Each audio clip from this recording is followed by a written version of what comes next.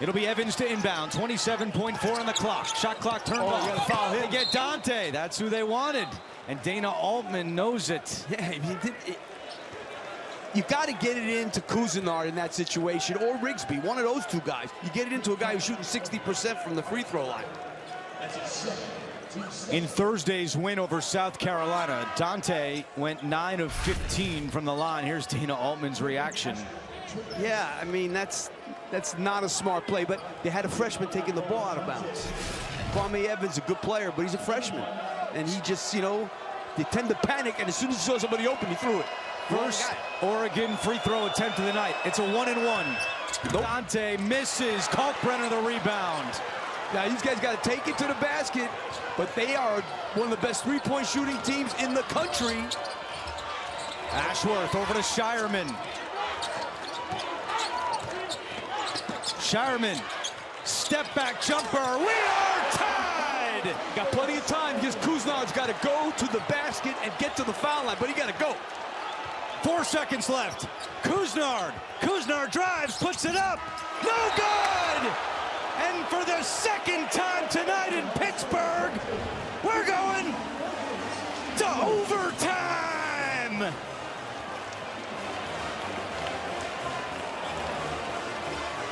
What a great shot by Baylor Shireman. I just thought Oregon took too long there. They didn't leave themselves enough time for a rebound.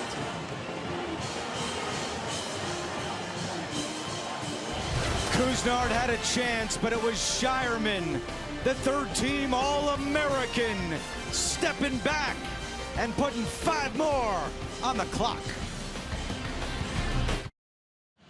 Oregon 62, Creighton 62. And this is the look at the last possession for the Ducks. Well, Cousinard did the right thing by going, but he just went too late.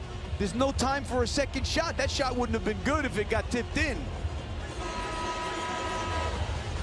The last time a site had 2 games, both going to overtime, you have to go back to 1997, the Sweet 16 in San Antonio. But here in Pittsburgh, buckle up, our second straight overtime game. Earlier tonight, NC State prevailed in overtime against Oakland, and now Oregon and Creighton going to OT. Are we after midnight? Let me see. After midnight in the East. Looking at the foul trouble, not much to speak of. Evans has 3 for the Ducks, and Shireman has 3 for Creighton.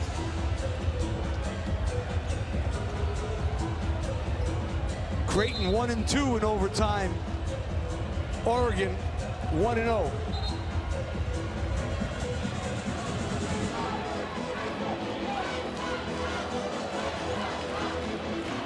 How good is this? Oh, it's unbelievable. And still no Shellstad, so that right knee continues to be an issue for the freshman. It's Rigsby starting the overtime. Cousinard, runner, yes. 29 for Cousinard. He has been attacking that area the whole second half.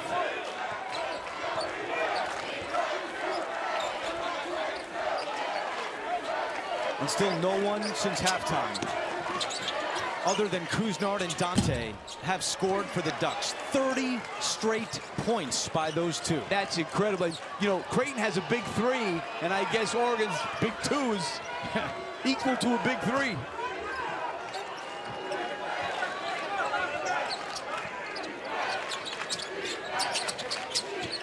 Here's Cousinard again, running right to the hoop. Kalkbrenner says no.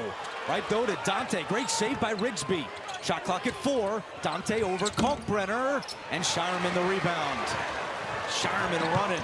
He's got plenty of legs here in OT.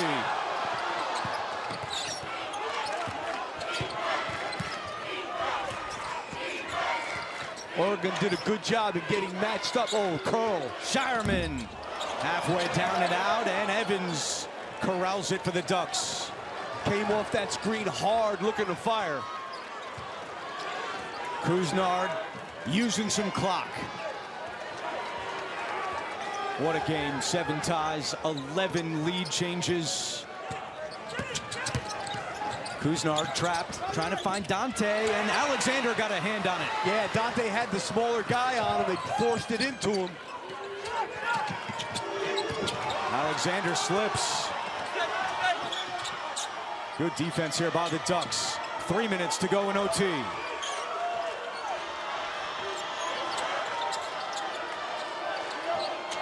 Not looking for Kalkbrenner to get a touch at all.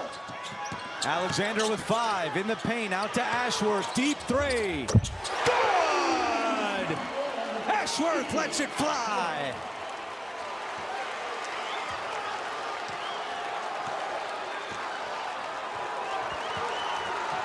$14 for the Utah State transfer, and the Blue Jays up by 1. And Oregon in no hurry right now. But you know what they're going to do. But Kalkbrenner is now up high, looking to hedge. They're going to trap him there. Dante's got it, and a foul is called against Ashworth, who on the other end of the floor let it fly from deep. Yeah, but look at Rigsby. Rigsby's way off of him. He's got to really respect the fact that these guys can shoot threes. Nobody really close to him. And there is Shellstad going to the Oregon locker room. You saw the right knee injury late in the second half. Dante hits the free throw. He's got 25 points and 19 rebounds. The 25 ties a career high that he set in the Pac-12 championship game last week against Colorado. That was the first Oregon-made free throw of the night, and Dante's got another.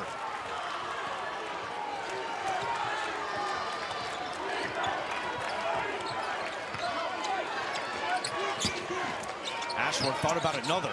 Gets it back from Green. They need to get Shireman a look. Ashworth again off the side of the backboard. Offensive rebound, Kalkbrenner with 10 to shoot. Alexander on the attack. Here's Shireman, defended by Couisnard. Evans out on him as well. 3 to shoot. What a pass! Shireman to Kalkbrenner. What a great pass by Shireman. He stepped through that. They doubled him, which I like. That was a good move, but they just gave him enough room to make that pass to Kalkbrenner.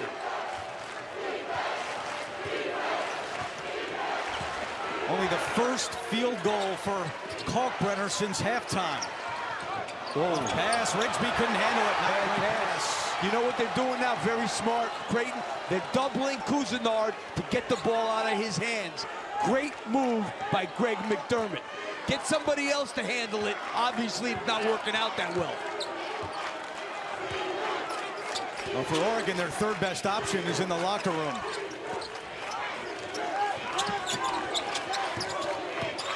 One minute to go. Alexander, what a move. And he hits.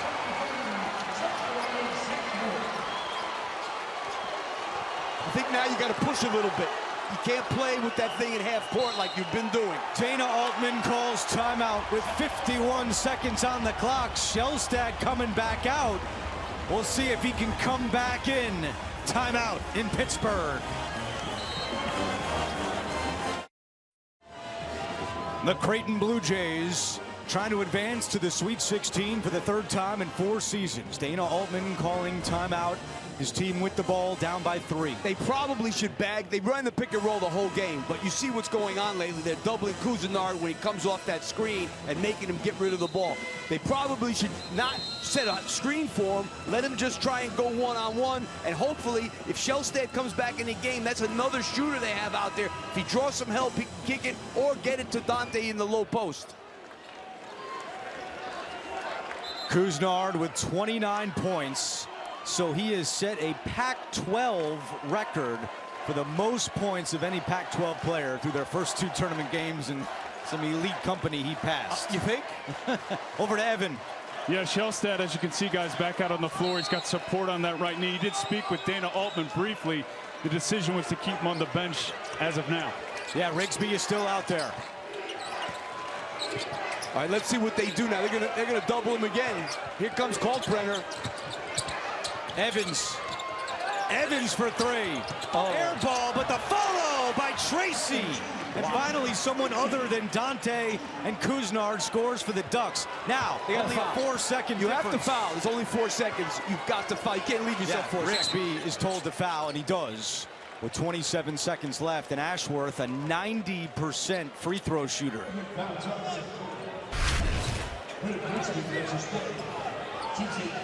Tracy does a good job there. Ashworth doesn't box him out.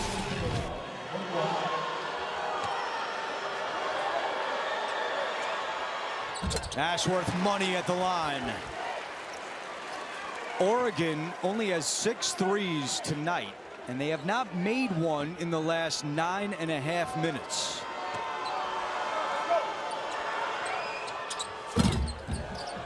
Oh. They have enough time to take a quick 2, but they got to go. If they get an open 3, that's fine, but they got to go. Tracy nearly lost it. 20 seconds left. Kuznard puts up a 3. Wow. Bang! Oh, my goodness. Timeout, Oregon. My goodness. Kuznard with stones in Pittsburgh. 32 for Kuznard, and we're tied.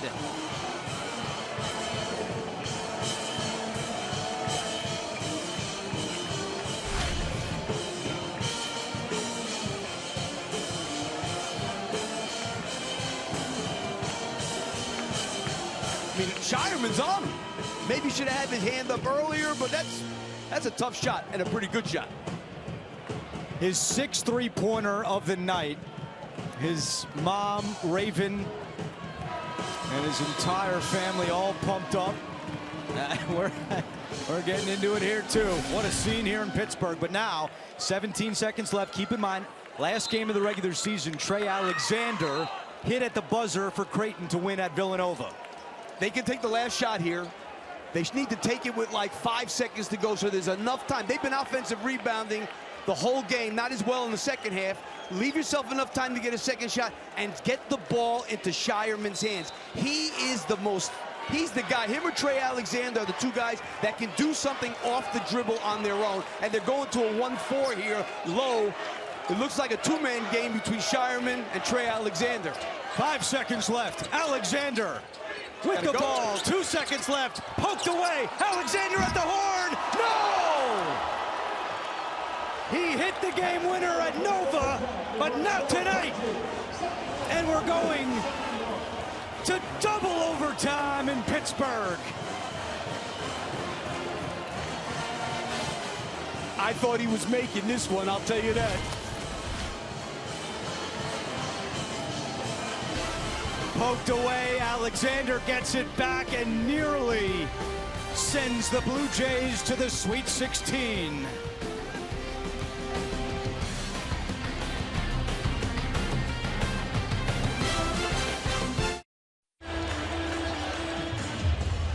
Tennessee is going to have to wait 5 more minutes at least to see who they'll face in the Sweet 16 in Detroit. Oregon and Creighton tied at 71 as we start overtime number 2. And how lucky are we, lad? 2 games in Pittsburgh today, 3 overtimes, 20 lead changes, 14 ties, no double-digit leads. We're seeing it all. Luckiest guys in the world. But how about the minutes? When you look at Creighton, 40 minutes Trey Alexander, 40 minutes Shireman, 39 minutes Kalkbrenner. Kuznard, Dante, playing tons of minutes. Kalkbrenner wins the tip. And still no player with 4 fouls. And still no Shellstad, not able to come back in for the Ducks. Rixby is out there. Oregon sticking with this matchup, switching. Now it's a switching man-to-man. Ashworth breaks free. Evans the rebound.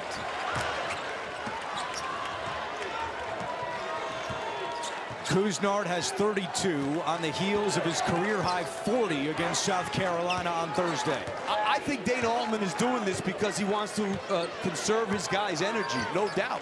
They've done it for the last 5-7 minutes. Dante Had it poked away. Evans is there. 4 on the shot clock. But Evans stepped out of bounds.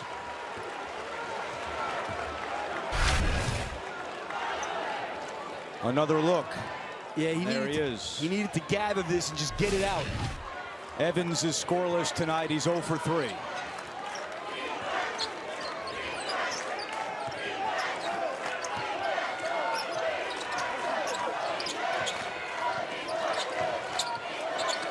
It seems Ashworth is ending up with the best, most open shots for a while now.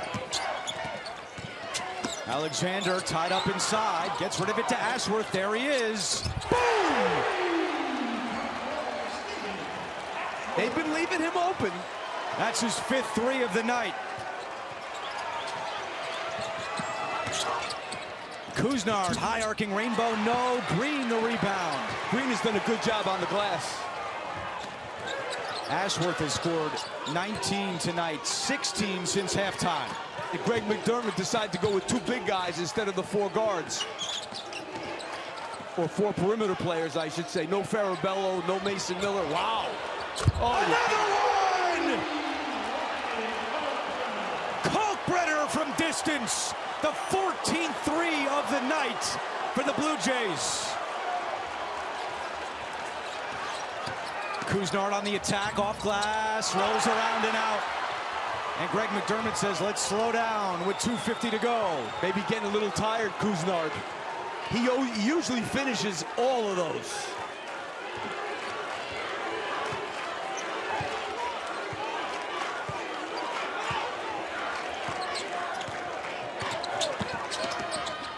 I think he's a little tired. Alexander, what a move, misses. Green! Jason Green, rim rocking! He's giving them a big lift. I think they got to go a little faster now. Dana Altman is telling them that stuff before that you were doing, you're down 8. Kuznard, deep 3, no good. Rebound for Alexander.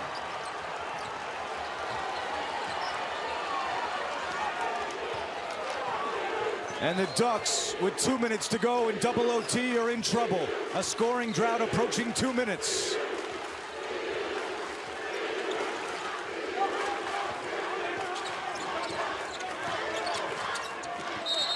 And a whistle and a foul with just 6 seconds on the shot clock. An 8-0 run by the Blue Jays. Well, Creighton here, Ashworth does a good job of making himself available when Trey Alexander was in trouble. And then Kalkbrenner, they leave him alone, which you can understand. I mean, he's the guy, not let him shoot it, but if he's going to shoot it, okay. And then Green with the great follow-up there. Jason Green, the Omaha native, has been a huge spark off the bench for the Blue Jays. 4 points, but 9 rebounds, and there is some blood on the court. Dante's lip is cut. And you know, Mason Miller and Farabello and Trout, they really didn't do anything, so put him in, at least he's gonna bang and get rebounds, and that's what he's done. And remember, at halftime with Evan Washburn, Greg McDermott pointed out the play of Jason Green in the first half, and he has carried that over the rest of the night.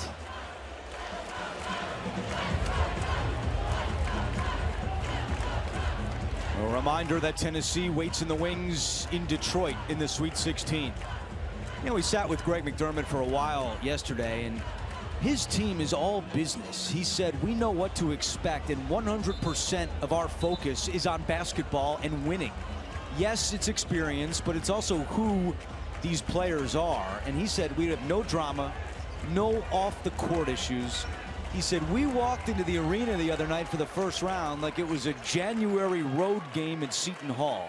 And they have not been fazed tonight with everything that Oregon has thrown at them.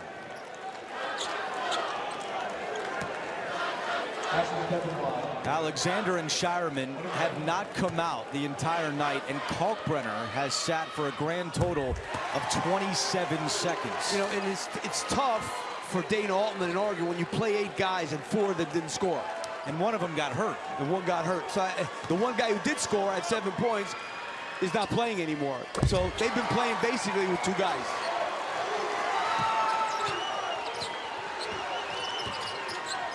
A 10-point game. Rigsby for three. And it's tracked down in the corner by Tracy. Couisnard, catch and shoot triple. Short. Way short. Out of bounds. And the Ducks are running out of gas. Yeah, I think his legs are gone. Heroic game by Couisnard and Dante. But not enough. At least it doesn't look that way.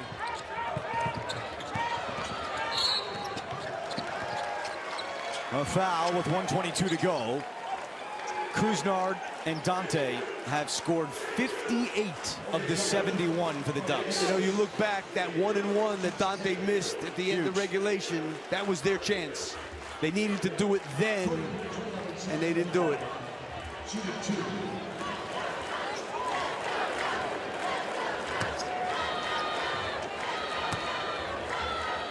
Creighton, 12 of 13 at the free throw line tonight. For this season, they shoot 78% from the line, which is top 15 in the country. They dodged a major bullet.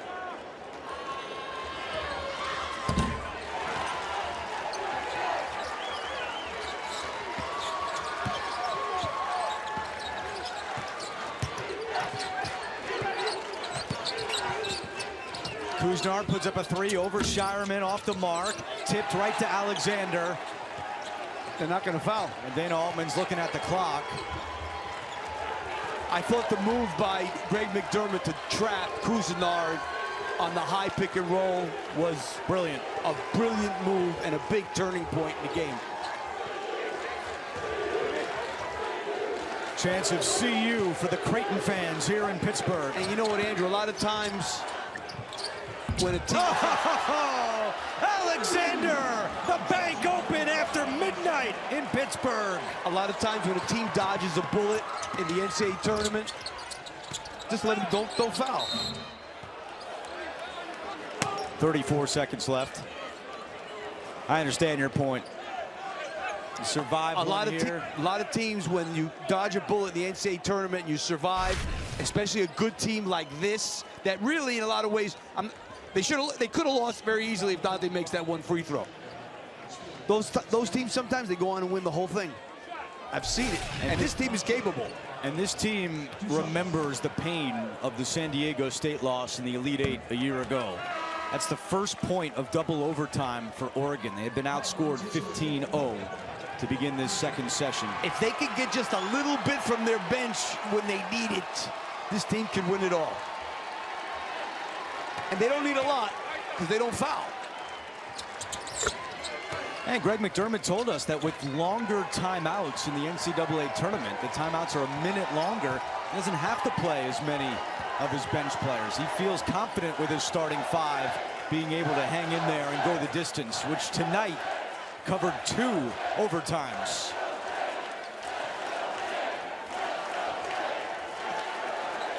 So for Greg McDermott, this will be his 325th win at Creighton.